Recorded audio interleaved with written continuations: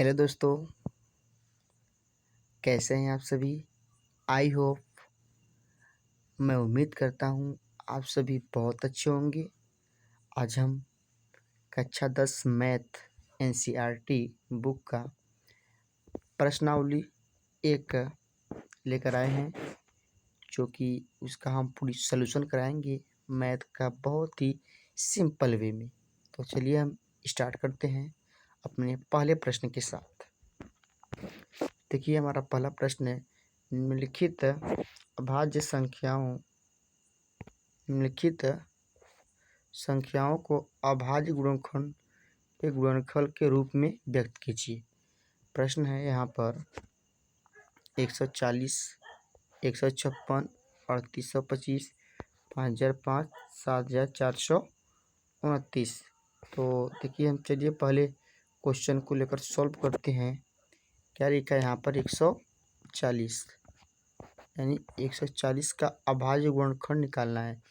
तो एलसीएम की तरह निकालेंगे। सबसे पहले 2 से काटेंगे, 2 सत्ते 14, 0 70 बार में, फिर 2 से काटेंगे, 35 दूना के 70 होता है। अब 35 5 से कटेगा, 5 सत्ते 35, उसको 7 से कटेगा एक बार में। तो यहाँ पे जितने भी नंबर आए हैं सबको लिख देंगे हम गुणा के रूप में, यानी 2 गुणे 2 गुणे 5 गुणे 7। तो इसी को हम बोल देंगे अभाज्य गुणनखंड। इसी प्रकार हम नेक्स्ट क्वेश्चन जो है कि हम करेंगे। देखिए, हम सबसे पहले आते हैं न्यू पेज पर। देखिए, न्यू पेज हमारा क्या है उस पर चलते हैं। इसे हमारा एक नया क्वेश्चन था, उसको सॉल्व करेंगे। क्वेश्चन नंबर जो हमारा था 156, ठीक। तो उसको हम चलेंगे लेकर, क्या था 156। अब इसका निकालेंगे हम, इसको भी 2 से काटेंगे, 2 सत्ते 14, 2 अट्ठे 16, फिर 2 से काटेंगे, 2 तियाँ 6, 2 नौ 18। अब ये 39 से 3 से कटेगा, 3 एकम 3, 3 त्रिक 9। अब ये 13 अभाज्य संख्या 1 से कटेगा। अब इस चीज़ को हम लिख सकते हैं 56 को गुणा के रूप में 2 गुणे 3 गुणे 13। ये हमारा क्या कहलाएगा, अभाज्य गुणनखंड। बाकी जो क्वेश्चन है आपको रिमेनिंग क्वेश्चन जो है कि होमवर्क रूप में दिए जा रहे हैं। इससे 3825 बचा है, 5005, 7429।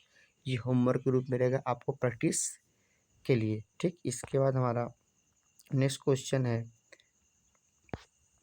प्रश्न नंबर 2 है। क्या लिखा है कि पूर्णांकों के निम्नलिखित युग्मों के एचसीएफ और एलसीएम ज्ञात कीजिए और इसकी जांच कीजिए कि दो संख्याओं का गुणनफल एचसीएफ गुणे एलसीएम है ना। यानी हमें करना क्या है, जो संख्या गिवन है, 3 क्वेश्चन गिवन है, इसका निकालना है एलसीएम और एचसीएफ।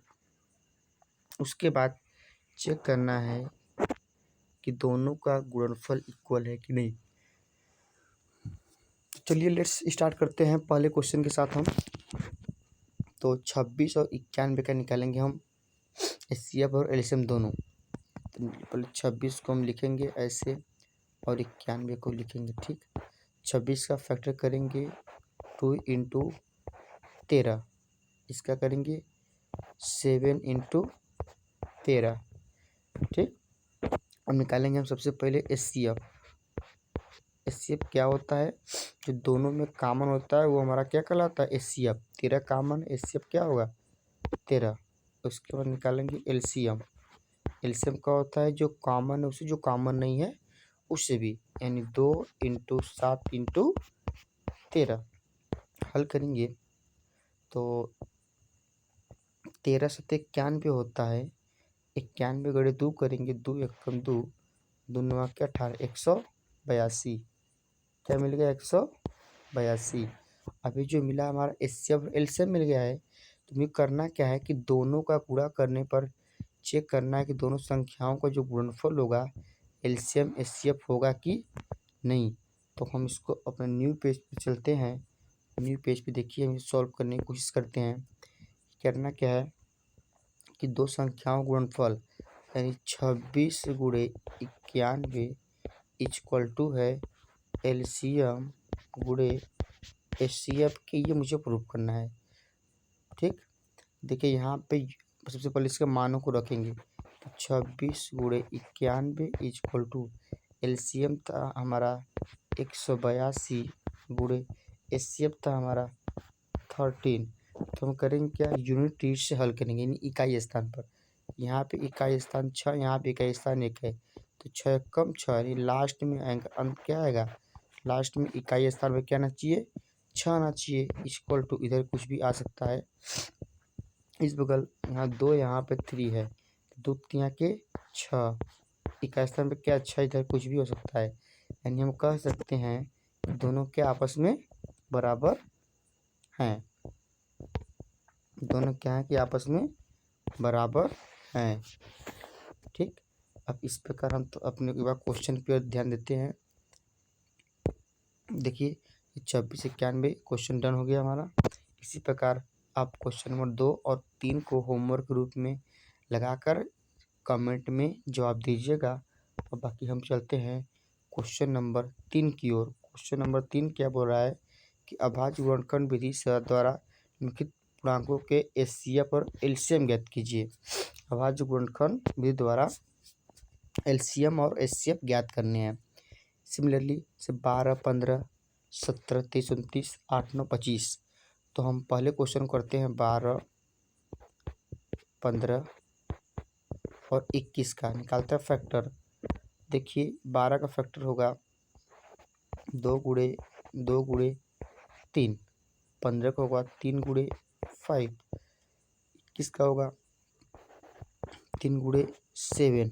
तो सबसे पहले निकालेंगे हम, क्या निकालेंगे, इसका एचसीएफ क्या होगा। एचसीएफ क्या होता है, जो हर जगह कॉमन होता है तीनों में। देखिए तीनों में यहाँ भी 3 है, यहाँ भी 3, यहाँ भी 3 है, तो एचसीएफ हमारा क्या हो गया 3। अब निकालेंगे इसका एलसीएम। तो एलसीएम हमारा क्या होता है, एलसीएम क्या होता है, जो कॉमन है उसको भी लिख लो, बाकी जो बचते हैं उसको भी लिख लो। तो 2 दूना के 4, यहाँ बच गया, इसमें 5, इसमें 7, इसमें 5, इसमें 7, बस इसी को हॉल कर दो, तुम्हारा एलसीएम बन जाएगा।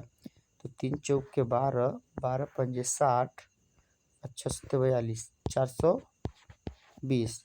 तो हमारा करेक्ट आंसर बन गया, एचसीएफ हमारा 3 बन गया और एलसीएम हमारा 420। उसी प्रकार से क्वेश्चन नंबर 2 और क्वेश्चन नंबर 3 करना है, होमवर्क के रूप में है। ठीक, इसके बाद क्वेश्चन नंबर हमारा 4 है कि एचसीएफ का मान गिवन है तो एलसीएम ज्ञात कीजिए।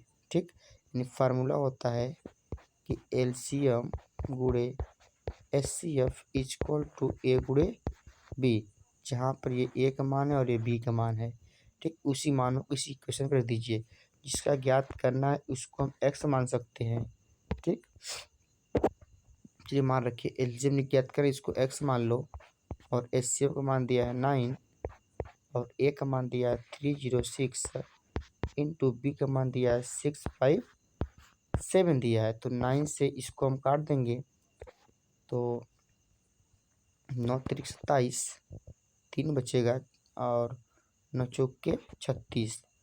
बाकी एक्स इक्वल टू इसका गुणा करेंगे हम लोग, 6 5 7 गुणे 3 4 करेंगे, तो हमें रिजल्ट में क्या मिलने वाला है, गुणा करने में देखिए क्या आएगा, गुणा करने पे आएगा 22 33 8 आएगा। देखिए यहाँ पे 4 है, यहाँ पे 7 है, 7 चौक 28, गुणा में क्या है लास्ट में यूनिट प्लेस पे क्या आना चाहिए 8 आना चाहिए। यहाँ 22 33 8 जो है कि हमारा करेक्ट आंसर है। तो एलसीएम क्या हो जाएगा 22 33 8, यानी इकाई 22 1000 10,000, यानी 22,338 मिलेगा रिजल्ट। ठीक, इसके बाद हमारा नेक्स्ट क्वेश्चन है, क्वेश्चन नंबर 5 है, जांच कीजिए कि किसी प्राकृतिक संख्या n के लिए 6 के पावर n 0 पर समाप्त हो सकता है। तो यहाँ आप देखिए 0 पर समाप्त होने के लिए किसी भी संख्या का फैक्टर 2 × 5 बनना चाहिए, यदि बन रहा है तभी वह 0 पर समाप्त हो सकता है। और यहाँ आप देखिए 6 के पावर n है, तो इसका फैक्टर बन सकता है 2 गुणे 3 के पावर n बन सकता है। ठीक, तो यह कभी भी शून्य पर समाप्त नहीं हो सकता है, क्योंकि 6 पावर n में कोई भी 5 का मल्टीपल नहीं है। ठीक, कोई भी 5 का मल्टीपल नहीं है, तो संख्या किसी भी कीमत पर शून्य पर समाप्त नहीं होगी। ठीक, इसी प्रकार आप लोग लिख लीजिए थोड़ा सा। अगला क्वेश्चन है क्वेश्चन नंबर 6 की व्याख्या कीजिए कि 7 गुणे 11 13 इतना और इतना भाज्य संख्याएं हैं क्यों। तो सबसे पहले देखिए, यहाँ भी 13, यहाँ भी 13, 13 को लीजिए कॉमन, तो क्या बचेगा यहाँ पर 11 सत्ते 77 बच जाएगा, अब प्लस का 1 बचेगा, यानी 13 गुणे 77 1 78। तो हम देखिए कैसे बताएं कि भाज्य है कि नहीं। तो ये इसका फैक्टर इसका करेंगे तो इसमें 2 है, इसमें 34 है। ठीक, तो हम समझते हैं कि भाज्य संख्या क्या होती है, जिसका मोर देन 2 फैक्टर हो, यानी 2 से अधिक फैक्टर, 2 से अधिक गुणनखंड हो।